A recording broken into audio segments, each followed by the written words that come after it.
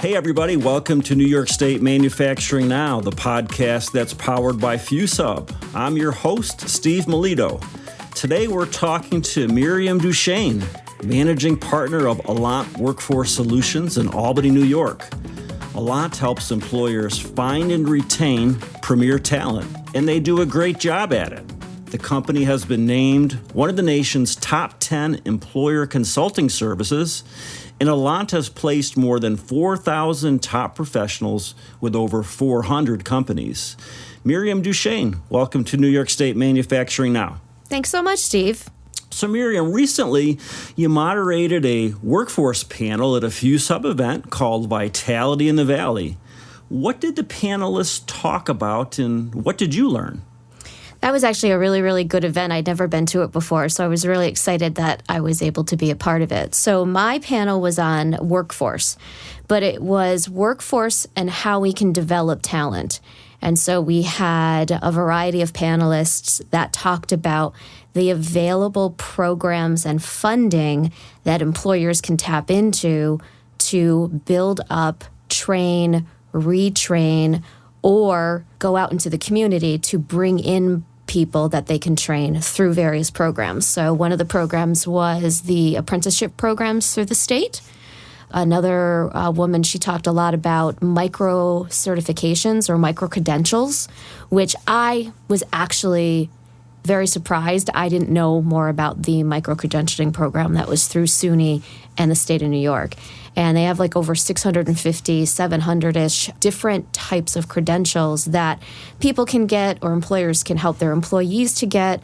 And the apprenticeship programs were very interesting because they have apprenticeship programs in place, but they also will build out apprenticeship programs specific to those employers to help them skill up or reskill their workforce as, labor markets change, demand change, products change, etc. And Dan Cullen from WDI was also there talking about how he can help employers with funding and also tap into various programs. So it was a really good discussion about what employers can do to get people into their organizations or invest in the people that they have with new skills. Excellent. Sounds like a great panel. And for our listeners, if you're not familiar with WDI, that's the Workforce Development Institute, and FuzeHub can certainly put you in touch with them. So Miriam, during the pandemic, a lot of people worked from home. Today, many of these workers have returned to their offices full time. And there are some other folks who still get to work from home some days. What are you seeing in terms of trends? For example, is the hybrid model here to stay? Yes. The long and short answer is I believe that the hybrid model is here to stay. Interestingly enough, more recently, Alaant published their hiring index. And part of our hiring index is polling employers in the capital region, 518, but also we got some statewide participation for our data this year. One of the questions we specifically asked was about hybrid and remote work environments, and were companies still doing it? Did they have a significant amount of their workforce that was using that type of model? And over 50% of employers who responded to the survey said that they were doing it in some way. Interestingly enough, though, if you look at all of the participants that responded to the survey, it was almost split 50-50 of those that were going to stay hybrid or remote in some fashion and those who were not. So I think you're going to see probably a trend for it being more 50-50 divide. The biggest thing that I think employers need to understand is hybrid work is an element of flexibility. And so when you offer flexibility to your employees, the hybrid model is essentially a way of offering that, but I'm sharing with people that I feel that it's more of a hybrid work when an employee can work from home a couple of days a week is more of, and I don't want to put this negatively, like a disguise for flexibility. Okay? So employees need flexibility. Employees need to be able to come and go a little bit more than they may feel comfortable doing when they are reporting to an office every day. And so if employers can offer flexibility, and it doesn't necessarily mean flexibility from I work from home 1 day a week, 2 days a week, whatever it might be, I think you may find a trend where there would be more people coming to offices knowing that their organization had a culture of flexibility, not necessarily that, work from home thing. I really like working from home myself, but I find for me professionally and personally, I like to have a nice balance. So my preference is I like to go in the office, the good chunk of the week, Tuesday, Wednesday, Thursdays. Those are my days in the office most days. But there'll be days where Wednesday doesn't make sense for me to drive across town, go to my office for whatever meetings and other things that I have planned for my day that are closer to my home office. So if an employer can recognize those types of things, they're actually probably going to see higher loyalty and higher productivity out of their employees because they're going to be grateful for that. And I know employers are more worried about people taking advantage. And I just wish the mindset would be we trust people. We hold them accountable to results. This is what we need the work to be done. And if it's in a situation where it doesn't necessarily need to be done between the hours of 8 and 5, Monday through Friday, allowing for that flexibility to get the end result out there to your customers or a product or whatever it might be. Right, it's about results. So Miriam, requiring employees to return to the office full-time can create some resistance. Are employers who can't or won't offer remote work at a disadvantage regarding employee recruitment? Yes and no. So I think one of the debates right now is there are just simply jobs that cannot work remotely. I often use the example of my husband. He works in a job in which there is no way he could do his job from home. He is working with his hands. He is putting basically large machines together, and they really can't ship those machines to our house and have him do it from the comfort of his garage or the basement. But where the disconnect sometimes comes into place, or the resistance that comes into place, is that same office has office staff. And those people are afforded a little bit more opportunity to have that flexibility or that ability to work from home. And so a lot of rub can happen there. So if I was working with an employer, the first thing I would say is look at your workforce as a whole and determine what could be equitably distributed as options for employees. The good news for employers is most people don't want to be isolated and work remotely 5 days out of the week.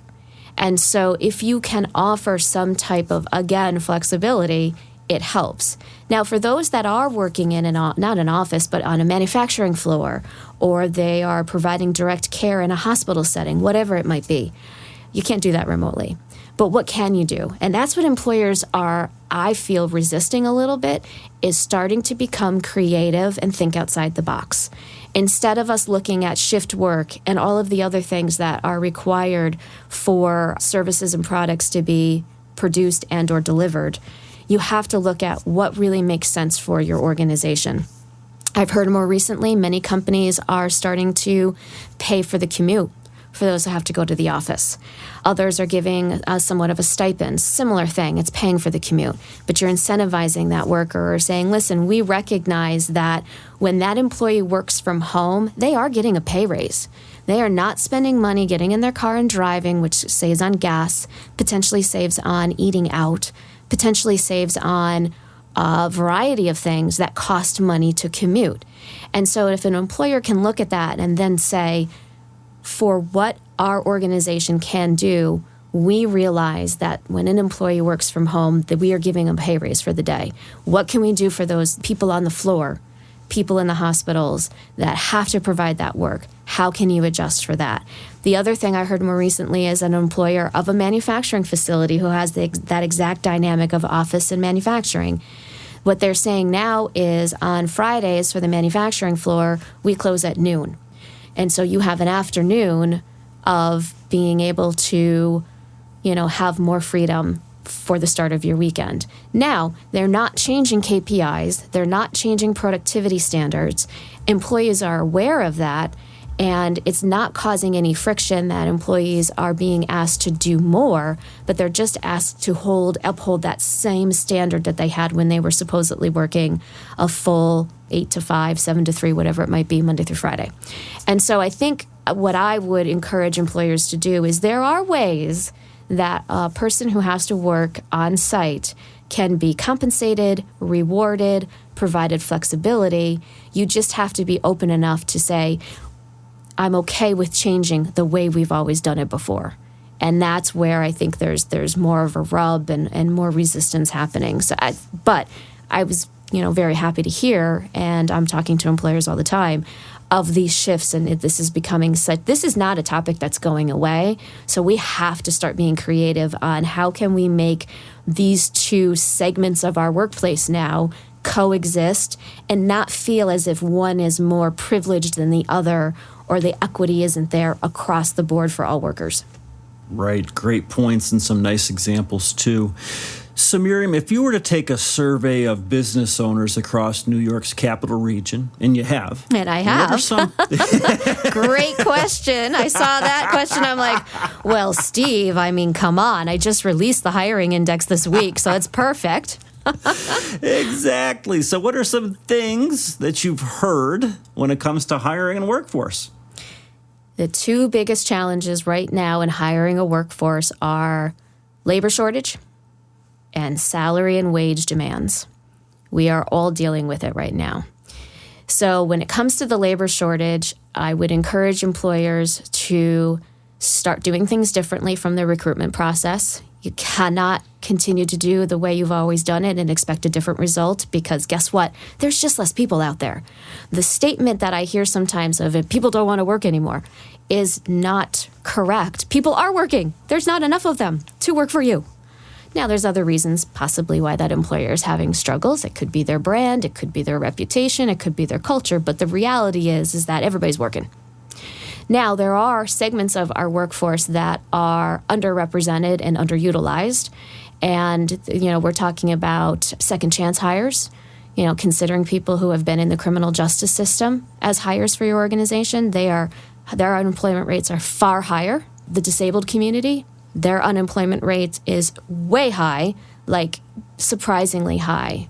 They're either underemployed or not employed. And there's a lot of great skill sets that employers could use that they're not tapping into. And that's just two of the ones that stick out for the top of my head from a labor shortage perspective. So labor shortage is the big one. And then, of course, we have the salary and the wage demands. For salary and wage, I've seen it too over the last 2-3 years where the wages have just gone up, up, up, up, up. Good news is, though, recently I was reading something or talking to someone where moms are getting back into the workforce. So part of our labor shortage is that for a very long time since the pandemic, women especially were impacted more so because there was the demands of the family, the child care, possibly elder care, whatever it might be. And so what we've seen since the pandemic began was women have been more reluctant to re-enter the workforce. Not to mention that the cost of childcare is extraordinarily impossible for most. We are now seeing a shift in that. And so hopefully if companies can continue to invest in and look in programs that will help working moms get back into the workforce, that could ease the labor shortage a little bit. It's not going to cure it because we just, frankly, this country isn't making enough babies like we used to. There is not enough people.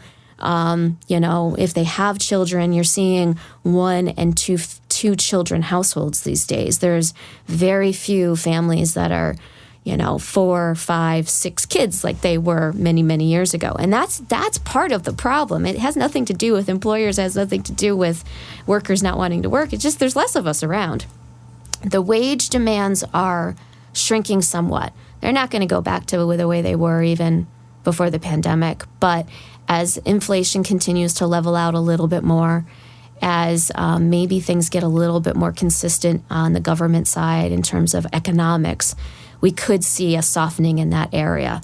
It's not going to be a ton, but I think companies can also look at what benefits they offer, what other company cultural incentives they may be able to provide to employees. And here's the best part.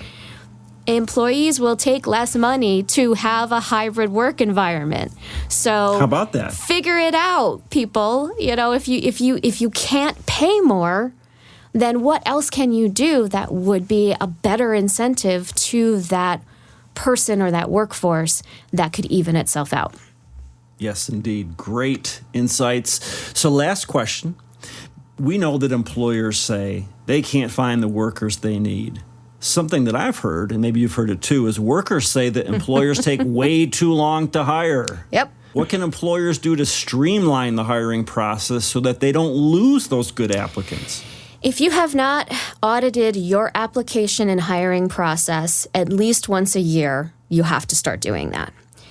The next thing I say is, if you are a hiring manager, you are an HR person, pretend to be an applicant to your organization and apply to one of your jobs. That would be the first thing I would do. See how cumbersome or inefficient that system is. Look at your job boards that you are investing in and seeing how complicated and cumbersome that process is and how there's a lack of integration between those systems. It starts at the system level. You have to fix your systems. You have to look at what you're using from a digital perspective to collect applications, to get the word out about your jobs, and start there. Most application processes are exorbitantly long because what's happening is we always hear about this ghosting phenomenon where, people schedule to, do an interview with a company or even take a job and say they're going to start and then never show up. You're actually getting more ghosting in the application process because it takes too long to get through the application process. We're asking them to put in the same information 2, 3, 4 times. You're not allowing for employees or prospective employees, to upload resumes or upload LinkedIn profiles. So you have to first start at that system level. Then you need to really look at how many steps of an interview process do I need to have? Now, I'm not saying hire fast and fire slow, and that's not what I'm talking about. But what I am saying is there doesn't need to be 6 rounds of interviews for an entry-level college grad. 1, maybe 2. And if you can do them all on the same day, do that. Sometimes you have to look at who's involved in the process, and when you sit down to hire any person for your organization, you should have a project plan in place. Okay, this is our opening. It's going to take us this many days to prepare a job posting. We're going to post the job. This should take us this many days. Then, from that point, how quickly are we going to get back to applicants? Here's the other interesting thing. Once a person applies to that job, your likelihood of getting that qualified person into your office for an interview falls by over 50% if you wait more than 24 hours from the time they show interest and apply to your company. You gotta move fast. You have to treat hiring like a project. Who's the players? Who's accountable for what? And how quickly can you get this done? Because time is of the essence. We are the most impatient nation on earth right now. And there is an employer out there that's going to move faster. We're seeing it all the time. And I'm talking from an entry-level job to an executive-level job. It doesn't matter. And so treat your hiring like a project. Make sure you have timelines, milestones, and that you agree as a company with whoever's involved in that process that decisions will be made by certain points, and then stick to that. On top of that, communication is key. There is no longer let this person apply, let them have a first interview, and then just don't get back to them for 3 weeks. If you don't clearly set expectations with those applicants on the day they interact with your organization and they know what to expect, even if it is a lengthy process. If you just communicate that to them, keep them engaged, make sure you're staying on top of them with personal phone calls and messages about you are still being considered for this job, we apologize for the delay, or whatever it might be. So those are some of the things that, off the top of my head, I would recommend employers do immediately. Great insights. Miriam Dushane, thank you so much for being on New York State Manufacturing Now. Thank you so much for having me. It was a great time. So we've been talking to Miriam Dushane of Alaant Workforce Solutions in Albany, New York, a nationally recognized leader in talent acquisition and retention. It's fitting that Alaant is headquartered in Albany because New York is truly a leader in workforce development. As Miriam mentioned when she was talking about the panel, New York State has a registered apprenticeship program in lots of different things, including advanced manufacturing. And FuzeHub can connect you to the resources that you need, but the first step is up to you, but it's an easy one.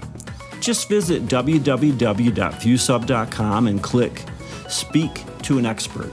It's right there on the homepage. Then fill out the short online form and let us know what you need. A member of our Manufacturing Solutions program will be in touch sometime within the next 24 hours. So we hope to hear from you soon. On behalf of FuzeHub and New York State Manufacturing Now, this is Steve Melito signing off.